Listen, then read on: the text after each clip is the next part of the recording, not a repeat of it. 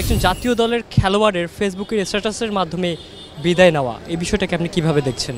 হাস্যকরভাবে দেখছি। উনি রিটায়ার নিছে, আমার মতে একদিক দিয়ে ভালো হয়েছে।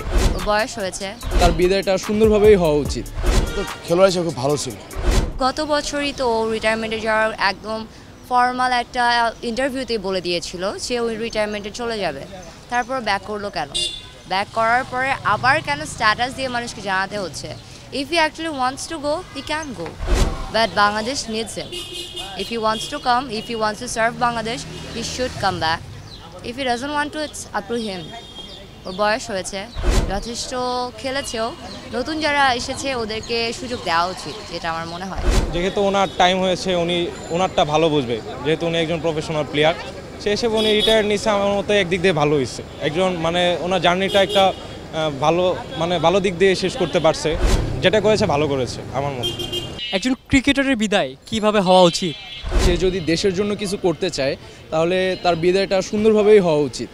আর রিসেন্ট বাংলাদেশে যে ইস্যুটা হচ্ছে, তামিম ইকবাল গতকালকে তার রিটায়ারমেন্টের ঘোষণা দিয়েছে। এখন সমালোচনা আলোচনা যাই হোক, যারা ক্রিকেট প্রেমী তারা অবশ্যই তাকে মিস করবে।